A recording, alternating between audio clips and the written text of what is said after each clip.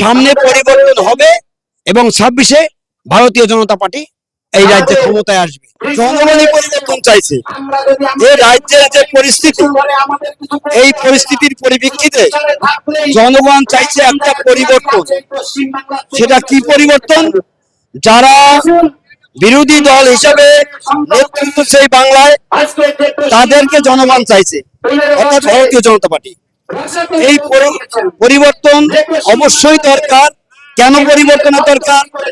এ রাজ্যে প্রত্যেকটা বিষয়ে, প্রত্যেকটা ক্ষেত্রে যেভাবে এই ক্ষমতাসীন দল অর্থাৎ টিএমসি লুটপাট করে খাচ্ছে, জনগণের সাধারণ মানুষের যেটা পাওনা, সেই পাওনা থেকে এরা বঞ্চিত হচ্ছে। জনগণের টাকা, জনগণের যে প্রাপ্য, সেই প্রাপ্য এরা সেখানে ভাগ বসাচ্ছে। চাকরি বলুন, আপনি যে কোনো কর্মক্ষেত্র, এই পশ্চিমবঙ্গে কোনো শিল্পী নেই, বেকার ছেলেদের চাকরি নেই।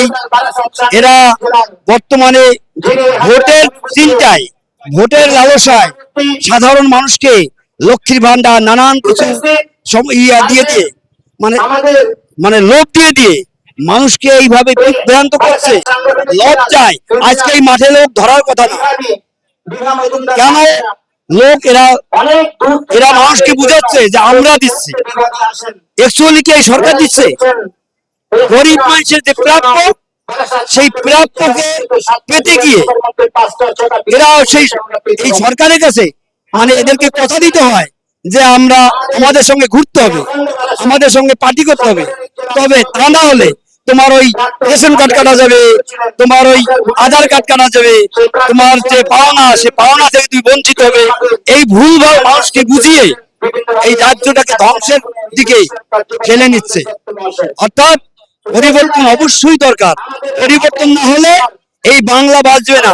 শুধু বাংলা না, ভারতবর্ষে যত দেখেন, আমরা এখানে সংখ্যালঘু কিছু সম্প্রদায় আছে, মুসলিম, তাদের লোভ লালসা দিয়ে, তাদেরকে নানান কিছু দিয়ে দিয়ে তাদেরকে ভোট, তাদের ভোটগুলো কিনে নিচ্ছে। অর্থাৎ তারা বুঝতে পারছে, তাদেরকে চাকরি না দিয়ে, তাদেরকে বেকারত্ব তাদের ভিতর বাড়িয়ে দিয়ে, শিক্ষা না দিয়ে, তাদের হাতে কলম ধরিয়ে না দিয়ে, তাদের হাতে পিস্তল ধরিয়ে দিয়ে, আমার সঙ্গে তোমরা লড়াইতে নামো, আমরা তোমার পাশে আছি, সংখ্যালঘুদের পাশে আছি। কিন্তু আমরা ভারতীয় জনতা পার্টি, আমরাও সংখ্যালঘুদের পাশে আছি। কোন সংখ্যালঘু? ভারতবর্ষে যে সমস্ত সংখ্যালঘু হিন্দু মুসলিমরা আছে, তাদের পাশে আমরাও আছি। কিন্তু যারা অনুপ্রবেশ এই দেশে এই টিএমসির হাত ধরে বাংলাদেশ বলুন, পাকিস্তান বলুন, আফগানিস্তান থেকে বলুন, এই সংখ্যালঘু মুসলমানরা এসে, জঙ্গিরা এসে, রোহিঙ্গারা এসে, এরা যেভাবে ভোট তৈরি করে করে এদেরকে একটা ভোটের একটা বাসা তৈরি করেছে। এই বাসা ভাঙার জন্যই আজকে এসআইআর। এই এসআইআর যদি সঠিকভাবে হতো বা এই সরকার করতে দিত, তাহলে দেখতেন এই টিএমসির খবর থাকতো না।